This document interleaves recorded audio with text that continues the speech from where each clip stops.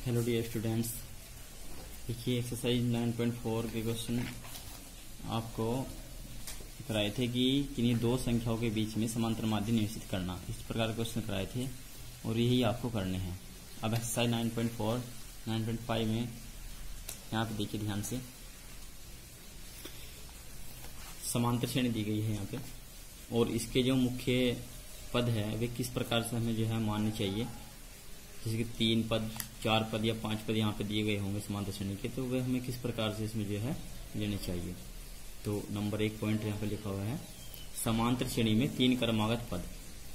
तो समांतर श्रेणी के 3 क्रमागत पद होंगे a-d, a और a+d।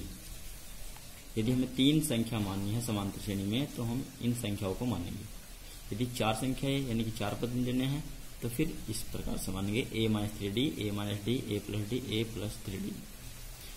यदि 5 संख्या माननी है तो a-2d, a-d, a+d, a+2d। याद रखना तरीका इनका यह है कि यदि विषम पद मानने हैं 3, 5, 7 तो इनका मध्य पद a होगा और इनमें एक d का अंतर होगा, d का अंतर होगा। और यदि सम पद 4, 6, 8 इस प्रकार से यदि पद मानने हैं तो इनमें 2 मध्य पद होंगे a-d और a+d और इनमें 2d का अंतर होगा। ठीक है, अब एक्सरसाइज पा लीजिए। एक्सरसाइज है 9.5 क्वेश्चन नंबर फर्स्ट। इसमें दिया है कि समांतर श्रेणी की 3 संख्याओं का योग 9 है और गुणनफल 24 है, तो वे संख्या ज्ञात करो। तो माना वे संख्याएं a-d, a और a+d है, ये हमने मान लिया। इसलिए प्रश्न अनुसार इसने कहा कि तीनों संख्याओं का योगफल 9 है, तो a-d plus a plus a+d equal to 9। Solve करेंगे, d से d कैंसिल आउट हो जाएगा, a प्लस a यानी कि 3a इक्वल टू 9 और a इक्वल टू 9/3। a की वैल्यू फाइंड होगा यहाँ से 3। ठीक है, नाउ और गुणनफल कितना है इनका, तीनों संख्या गुणनफल 24 है, यानी कि a-d into a+d equal to 24।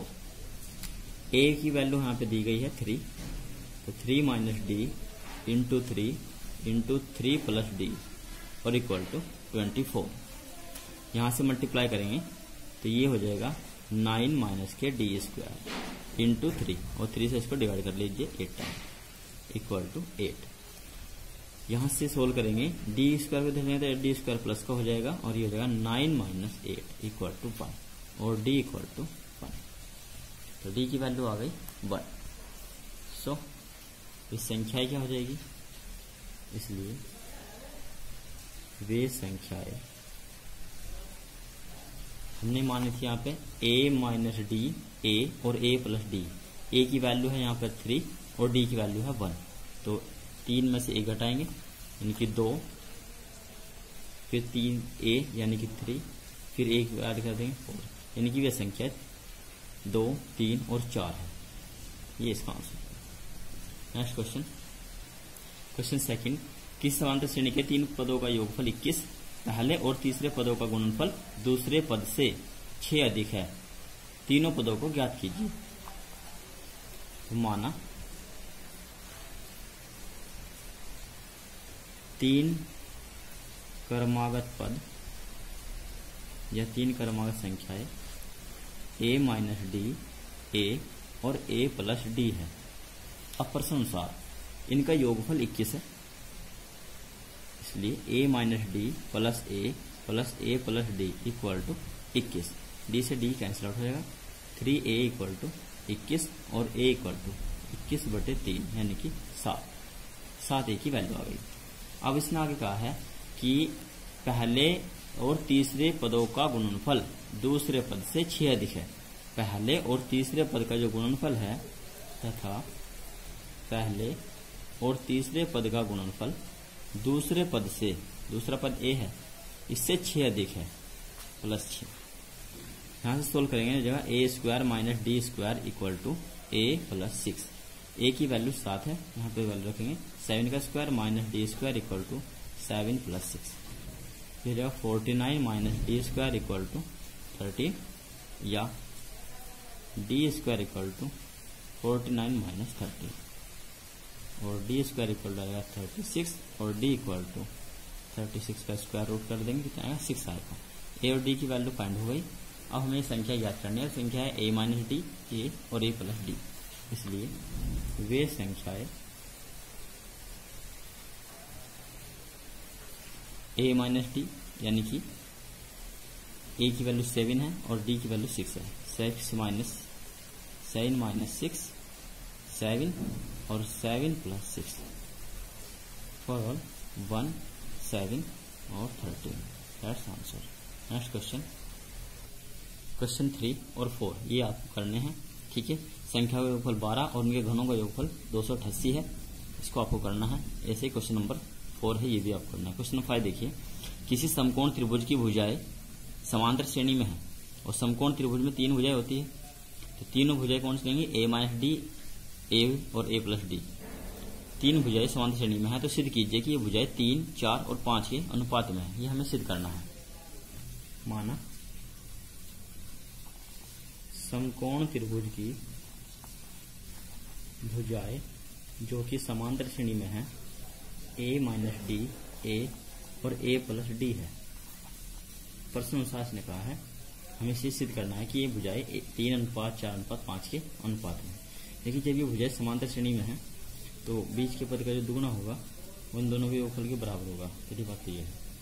और इसी समांतर श्रेणी में है, यहाँ से देखिए क्योंकि समकोण त्रिभुज की भुजाएं हैं तो इनमें जो सबसे बड़ी भुजा होगी वो होगी ए प्लस डी, तो यहाँ लिखेंगे। इसलिए यहाँ पे समकोण त्रिभुज बना लीजिए, ये मान लीजिए समकोण त्रिभुज एबीसी है, इसकी भुजा है ए माइनस डी, ये ए और ये है ए प्लस डी। तो यहाँ से जो कर्ण भुजा का स्क्वायर होगा वो इन दोनों भुजाओं के वर्ग के योगफल के बराबर होगा, यहाँ लिखेंगे। इसलिए समकोण त्रिभुज ए बी सी में ए प्लस डी का स्क्वायर यानी कर्ण का स्क्वायर बराबर होगा A square plus A minus D का स्क्वायर। इसका स्क्वायर खोलेंगे, A square plus D square plus के 2ad, A square plus D square minus 2ad, B square से ए स्क्वायर कैंसिल होगा, ए स्क्वायर से ए स्क्वायर कैंसिल होगा, इसे इधर लाएंगे ये रहेगा प्लस में, तो 2ad plus 2ad equal to a square. Solve करेंगे 4ad equal to a square और ए से ए के कैंसिल आउट हो जाएगा, तो ए इक्वल टू आएगा यहाँ से 4d। समीकरण फर्स्ट, ए की वैल्यू 4d आ गई। नाउ समांतर भुज मतलब जो समकोण त्रिभुज है उसकी जो भुजाएं हैं उनका अनुपात निकालना है, इसलिए समकोण त्रिभुज की भुजाओं का अनुपात ये हो जाएगा ए माइनस डी अनुपात ए प्लस डी। ए माइनस डी, ए की वैल्यू है 4d, तो 4d माइनस डी अनुपात ए की वैल्यू 4d अनुपात ए की वैल्यू 4d और प्लस डी। यहाँ से लिखेंगे, ये घटाएंगे तो आएगा 3d अनुपात 4d अनुपात 5d, डी को कैंसिल आउट कर देंगे, 3 अनुपात 4 अनुपात 5, ये प्रूफ हो जाएगा। ठीक है, नेक्स्ट क्वेश्चन, क्वेश्चन 6 देखिए। क्वेश्चन 6 में है किसी चतुर्भुज के कोण समांतर श्रेणी में है, यानी एक चतुर्भुज है, मान लीजिए एबीसीडी एक चतुर्भुज है, तो इसके जो चारों कोण हैं ये समांतर श्रेणी में है और इसका जो सारांतर है कोणों के बीच का वो 10 है। तो इसमें जो 4 संख्याएं माननी है वे संख्याएं ये नहीं माननी, जो यहाँ पे हमने आपको लिखवाई 4 संख्याएं ये नहीं माननी इसमें भुजाएं, क्योंकि यहाँ पे उसने कहा कि 10 का अंतर है और यहाँ पे जो अगर आप अंतर देखोगे तो वो 10 गुणा 20 का अंतर है, 2d का अंतर 20 हो जाएगा। ठीक है, तो ये संख्या नहीं माननी यहाँ पे माननी है आपको कंटिन्यू संख्या, यानी कि ए plus D, A plus 2d, A plus 3d। ठीक है, तो यहाँ पे लिखेंगे माना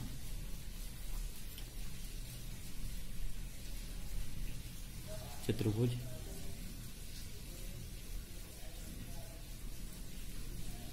माना चतुर्भुज की भुजाएं जो कि समांतर श्रेणी में है ए plus D, A plus 2d और ए प्लस 3d है। इसलिए देखिए समांतर चतुर्भुज की चारों भुजाएं समांतर श्रेणी में है और इनका जो सार अंतर है वो 10 है। सर यहाँ पे जो है ये आपको करना है कोण, इसमें कोण दिया है समांतर चतुर्भुज के कोण ए प्लस डी, ये कोण है इसमें 4 ए बी सी डी, तो ये है ए plus D, A plus 2d, A plus 3d है। समांतर चतुर्भुज के चारों कोणों का योगफल होता है 360, तो लिखेंगे A plus D, A plus 2d और A plus 3d equal to 360। Solve करेंगे, डी की वैल्यू वहाँ 10 दी गई है, तो ये हो जाएगा 4a प्लस 1 और ये टोटल हो जाएगा 60 equal to 360। 4a plus 6 into 10 equal to 360 और 4a इक्वल टू हो जाएगा 360 माइनस 360 और 4a इक्वल टू हो जाएगा 300 प्लस कर देंगे और a इक्वल टू 300/4 यानी कि आ जाएगा 75 अंश। तो ये हमारा पहला कोण है जो कि 75 अंश का है। इसलिए चतुर्भुज के जो कोण समांतर श्रेणी में है, तो समांतर श्रेणी में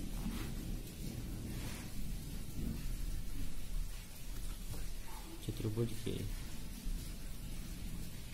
कोण 10 का अंतर है, तो ये हो जाएंगे 75, 85, 95 और 105 अंश। ये इसका आंसर।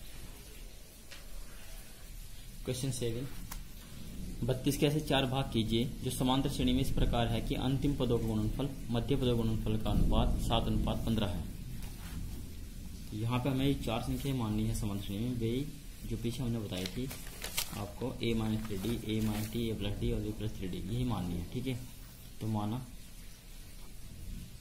32 के 4 भाग जो समांतर श्रेणी में है a minus 3d, a minus d, a plus d और a प्लस 3d है।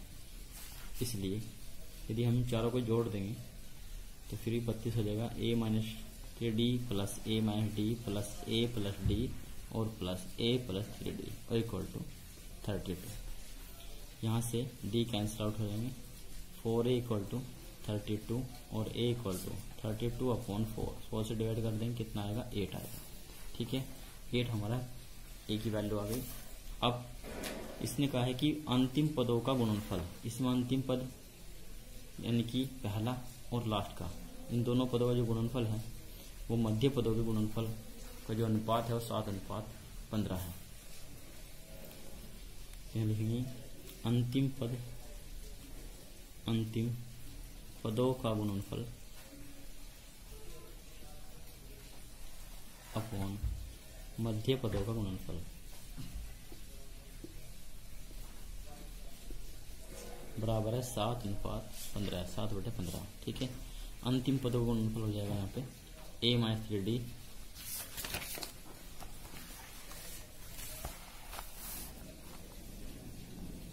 और into a plus 3d upon a minus d और इंटू a प्लस d, ये मध्य पदों का गुणनफल है और बराबर 7/15।